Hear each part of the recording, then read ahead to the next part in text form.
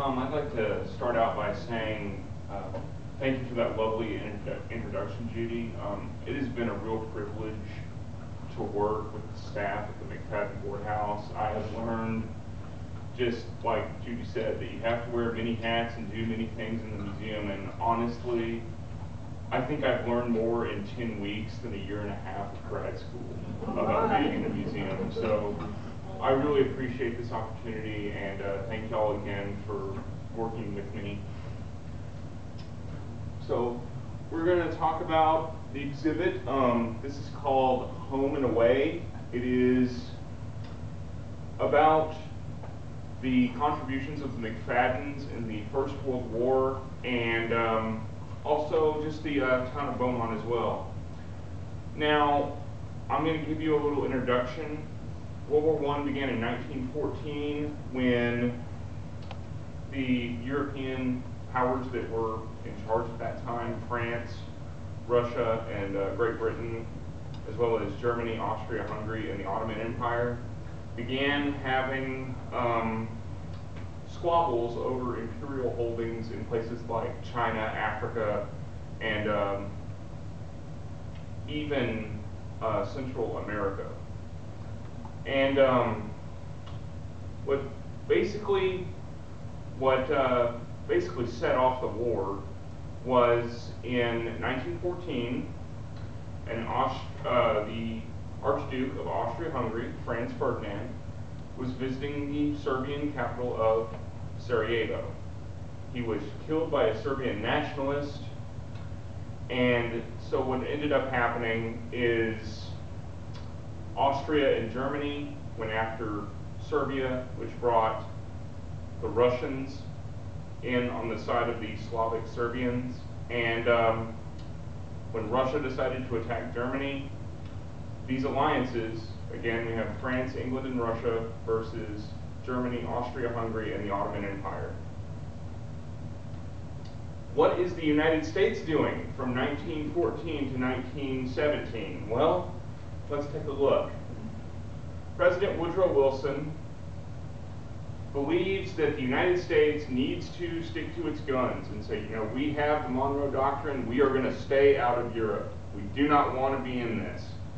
But he makes demands of the European powers. He says, look, the biggest thing for us as Americans is freedom of navigation. That has been one of our major policies since the War of 1812. We want to trade with everybody. We don't care who's fighting who over in Europe. We want to use the sea lanes to trade. So we always say, leave our ships at sea alone. Well, that's a bit of a problem for the European powers.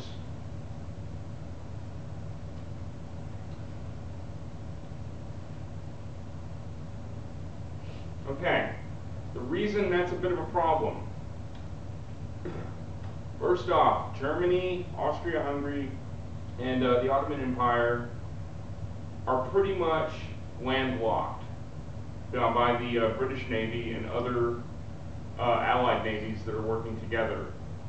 So they need trade. What the Germans in particular end up doing is they bring in this new piece of technology called the submarine. And they start doing unrestricted submarine warfare.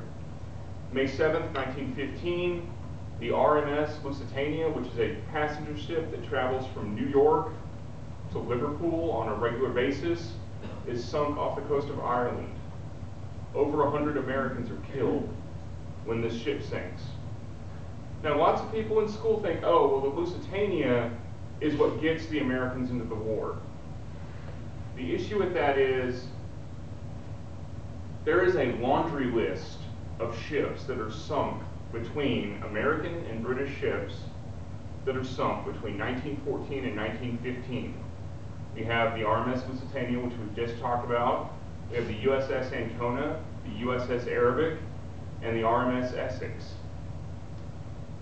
So that's one of the major sticking points that eventually drive this continued use of unrestricted submarine warfare. Eventually is going to be one of the factors that drives us into the war. Secondly, from 1915 to 1916 till 1917, Texas in particular, and Arizona and New Mexico, experienced what most historians have called the Mexican border crisis. Mexico from 1910 to 1920 was in a state of revolution. There is no central government per se. There are rebel factions in the north, the south, and the central parts of Mexico. Now, Pancho Villa is one of these rebel leaders, and he is running up and down the American border, burning towns, robbing people, and causing all sorts of problems. Generally speaking, historians view that as Villa attempting to bring the Americans into the Revolutionary War in Mexico by getting us so angry that we just invade. And then he says, he's thinking, if the Americans invade, then I can unite the country behind me and I'll be the national leader. However, new historians have actually begun to think, based on evidence, that he may have been working for the Kaiser, because in January or February of 1917, the British bring to our attention something known as the Zimmermann telegram. How many of y'all remember this from school? Okay. Basically, the German foreign minister tried to make a deal with Mexico and said, if you want to go ahead and invade the United States, the American Southwest, you can go ahead and do it. Keep the Americans out of the European war. We don't want them here because they have more people and more munitions and more ability to make stuff than us. So I want them busy. So we received that from, guess who? The English. In 1917, they're like, hey, look at this, look what they're doing. That was really the breaking point. When we found out that Germany was trying to make a deal with Mexico to invade the southwestern U.S. in exchange for German money and German aid, doing so, that's when we decided to go to war. The third thing is, we kept getting pressured from the Allied powers, Britain, France, and Russia, who bowed out in 1917 due to the Communist Revolution. But we kept getting pressure from Britain and France particularly, stop trading with the Germans, please stop trading with the Germans. So these three factors, unrestricted submarine warfare, the German alliance, the proposed German alliance with Mexico, and diplomatic pressure due to commercial relations, is what drove us in. Now, let's get to Beaumont, shall we? All right. We have the war at home. Beaumont's civilian population, when they said, okay guys, it's time to go to war, Beaumont got real serious real quick. The first thing they did is they started doing things to ensure that the American troops had food and clothing in excess. One of the things they did was they planted war gardens. War gardens are basically the precursor to the World War II era victory garden. Basically, you're going to grow your own vegetables, you're going to grow your own fruits. They did have some rationing going on. In fact, I mean, you see this poster right here, food will win the war, wheat is needed by the Allies, waste nothing. They would actually say, eat less meat, because they need it over there. Eat less of this, because the soldiers need more supplies. Also, I picked this poster out particularly, the rivets are bayonets. Drive them home, because in 1916, by federal order, wood Woodrow Wilson created the Emergency Fleet Building Program. Oh, excuse me, too far. This actually made the Port of Beaumont a major center for the production of cargo and transport ships, which were sorely needed. Because, you know, we're building an army, we're building all these vehicles and stuff. We're going to go fight in France and beat the Germans. How are we going to get over there? Because the Navy in World War I, very tiny. So we had to come up with ways to get our troops over there quickly. This ship, this ship right here is called the Uss Lone Star. It's completed in 1919, I believe. And I believe the Beaumont chapter of the Daughters of the American Revolution paid for the flag that is on the bow. You can barely see the mast right here. But that is what Beaumont was doing from 1916 to 1918. 1919 was building transport ships and repairing damaged ones. The McFaddins. Ida and Mamie McFaddin were just awesome people. But y'all already knew that. So, but they really were. In World War I, Ida McFaddin traveled all the way to New York City in 1917. She stayed at the Waldorf. And she trained as a Red Cross instructor in the creation, or in the making of surgical dressings and bandages. Just so she could return home to Beaumont and instruct the local women in how to build, or how to knit and construct bandages, compresses, and surgical dressings that were sorely needed at the front. Other things the Red Cross was doing, they were supervising neighborhood knitting units and sewing parties, which created not bandages, but scarves, socks, things of that sort. But here's the thing, they weren't just taking care of soldiers. They were also taking care of refugees. Because remember, France and Britain have been fighting for 3 years before we enter the war. Their countrysides are devastated. Their cities are bombed out. People are homeless. They haven't got anything. So the Red Cross, under Mamie McFaddin's leadership in Beaumont, was one of the major producers of not only medical supplies but also clothing.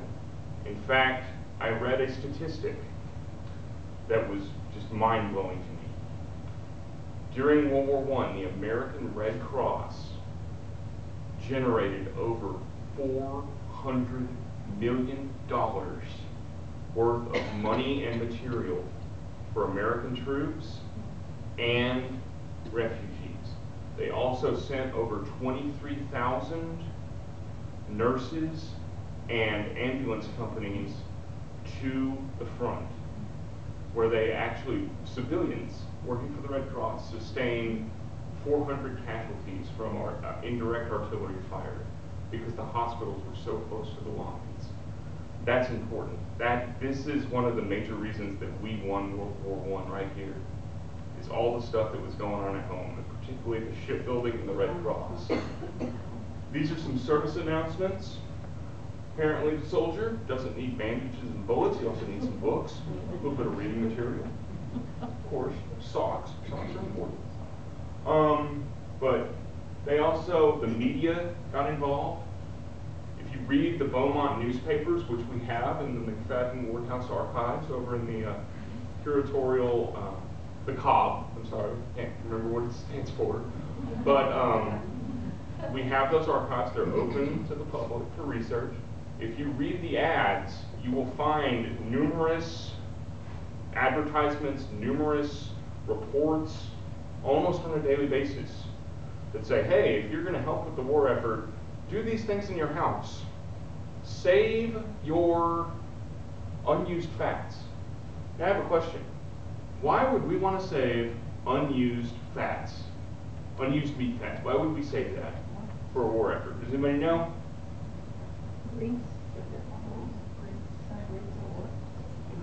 Why would we save it? It's got glycerin in it, so you can use fat to make explosives. Okay, so lots of other things they did and put in the paper were a lot tamer than that. I just thought that was the most interesting. Okay, now we're going to get to the military side of the house. Beaumont sent over 109, or not, yeah, wow, that was almost a mess up. Texas, yeah, there we go. Texas sent over 198,000 men into the armed services in 1917. Among them were Ida's two sons and her son-in-law, which we're going to talk about in a minute. Okay. Back in those days, they organized the military divisions in the Army by the state. So, up there. Okay, good. These are the two divisions from Texas. This is the 36th Infantry Division, which has the Texas T on an arrowhead. And this weird thing, looking thing, this weird symbol right here, is actually a T and an O for Texas and Oklahoma. Because they apparently just wanted to lump those two regions together. They're called the Tough Hombres for the TO Division. It's the 90th Infantry, or the 90th Division. These are the two divisions that the Beaumonters went into. This one trained at Camp Bowie, which is near my hometown, or near my area, Fort Worth, Texas. In fact, I drive down Camp Bowie Boulevard almost every day on the way to work. And this one was stationed at Camp Travis. The 90th was down at Camp Travis for a while, which is down by Houston. But Texas is really important to this war effort because we didn't just give men. We had a lot of land, a lot of wide open spaces. So you guys, I'm probably going to throw some names out that you guys are very familiar with. Kelly Field was an Air Force, or an Army Air Service base in World War I, and it remained, I think it served as an Air Force base until the modern day. Ellington Field, Love Field in Dallas, Texas, started as an airfield for the Army.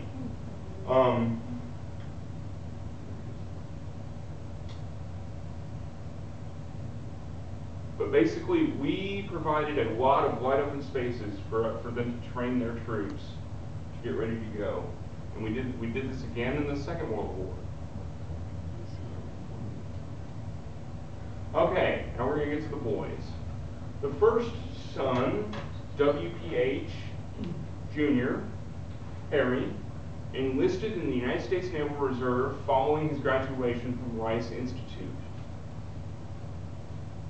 After completing his studies, he was shifted into the active duty Navy and stationed at San Francisco, or Goat Island outside of San Francisco, where he underwent basic training. And we're going ahead again. I'm sorry, pressing buttons. This is really important because, again, as I said, the Navy was really small when the war began. So they pulled everybody they could. This is actually a picture from our collection, right here. He's sitting there, cooling off, looks like, in his pants and boots. And he basically served until December of 1918, and he achieved the rank of Yeoman Second Class, which is still an enlisted rank, but that is a pretty awesome achievement for World War I. So that's what he was doing. Now this is going to really, this is shocking. Caldwell. Caldwell was in college when the war started. And while Perry was over in the Navy, Caldwell was trying to finish off his studies at Rice Institute. In order to prepare their students for combat service on the Western Front, the faculty of Rice University created a very strict ROTC program, of which Caldwell was a part. This is him in the winter of, I believe it's 1918. That building behind him is actually his college dormitory. He is wearing winter gear. This is the winter U.S. Army uniform, and he's got a snowball. Now, what's really shocking and really great is Rice did this. The faculty of Rice created this program. Every dorm, male and female, was required to have companies that reported for training at least 3 times a week before and after classes. There are pictures of students marching to and from class. They basically turned Rice into a military encampment because they were so worried that the war was going to continue. Luckily for Caldwell and the rest of the guys, the war was over before this experiment could be tested. Now, if you read Ida and Mamie's correspondence, which again we have in the archives, they mention Caldwell's going to camp. Caldwell's going to camp several times during the war years. This is what they're talking about right here, this Rice Institute ROTC. Last of all, the daredevil. All right. Now, Carroll Ward, I like to refer to him as a wild man, because when I started reading about Carroll and looking into his records, I just noticed that he just couldn't find his place. He just never happy. I mean, he played football for Baylor, he played football for Texas A&M, he helped the McFaddins in business with the muskrat trapping, he did ranching, he did the ice rink. I was like, what's going on? Are you just not happy? Can you just not stay in one place and do one thing? Well, I guess not, because this is Carroll at Ellington Field near Houston. He enlisted in the Army Air Service towards the end of the war. Did his primary flight training at Kelly Field and Penn Field, which is near Austin. And he was training for fighter aircraft. Now, this is something interesting that I love to point out, because it took a while to figure out what this was. What is this plane right here? That is an ambulance plane. They actually created an airborne ambulance in World War I. He flew JN Jenny 4s.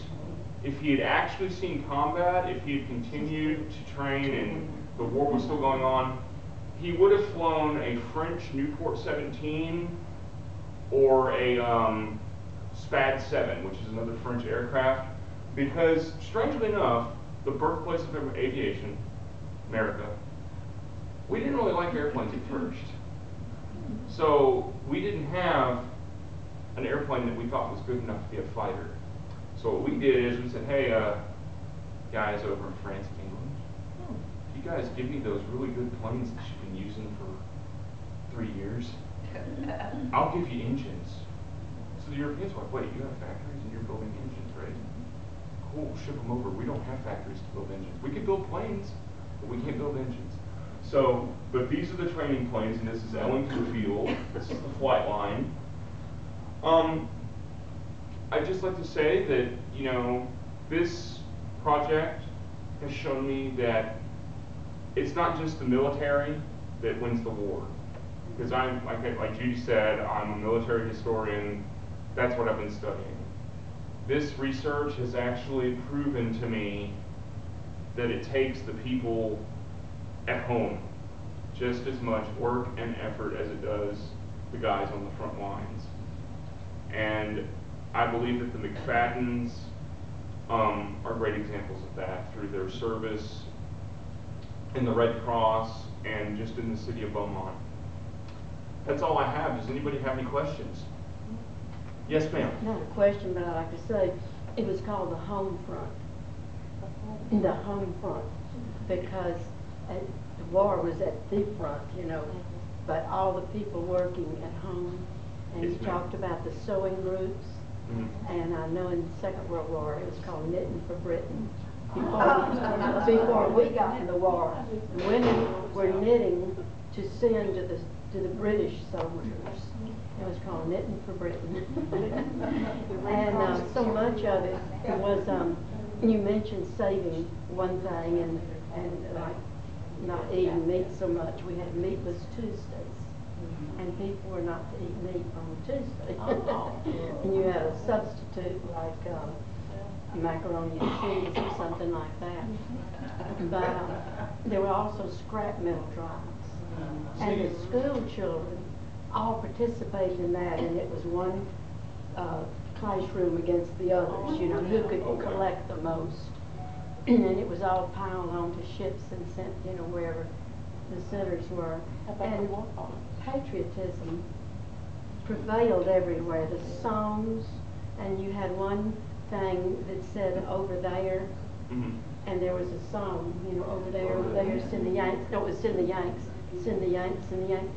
We sang songs. Money was taken up in the theaters. Remember when the lights went on and something was passed and everyone put in their dimes and nickels. There was just so much patriotism, which is what we have lacked in the last few wars we've had. The people don't want to do without anything. And we had rationing. I mean, tires, gasoline, food, coffee, sugar. You had to have stamps. You had to have stamps to get shoes. You could only have so many pair of shoes a season. It just pervaded the home front. Thank you. I'm sorry. Oh, it's fine. It's fine. It's always great to hear personally. Yes, ma'am. You remember that, don't you? Do extensive research into the aviation. Yeah, I'm remembering. Have you ever come across the aviation that was used for intelligence purposes? Because I'm particularly interested in this, you know, two people in the cockpit, one behind the other, one being the pilot and the other one being the observer, or if there's another term, I would like to know it. They did do that. These are the same planes, and that's the strange thing about World War I. This technology right here, all the commanders that were using it, all the generals, they thought, oh, how wonderful! Look at the little toy, and so they started using it as a simple observer platform. They would put a person up there with either a notepad or a small camera, and they would fly over the lines taking notes and seeing who was moving where, and then they would fly back. They didn't really have a reconnaissance aircraft that was specifically designed for that. They just got the airplane and used it however they saw fit. I mean, they used to throw hand grenades over the side for bombing, and the first dogfights were pilots with revolvers, literally, and rifles. So the airplane changed a lot, and its mission changed a lot, but yes, they used the same aircraft for aviation. Or for excuse me, I can talk today. They used the same aircraft for reconnaissance as well. Have you seen any statistics or something how lethal it was to be a pilot or an observer in such a plane? I can tell you the average life expectancy of an American pilot in war was 11 days. I can also tell you that not only enemy fire and artillery brought down our pilots. Michelle, our registrar, loves to hear this story. They did not have safety features in their planes. They did not have seatbelts. So, occasionally, you would roll your plane over onto its back and you would fall out. And guess what else? No parachutes. So you have records. I've seen photographs of people actually buying harnesses and stuff and nailing them into their cockpits to basically tie themselves into the planes.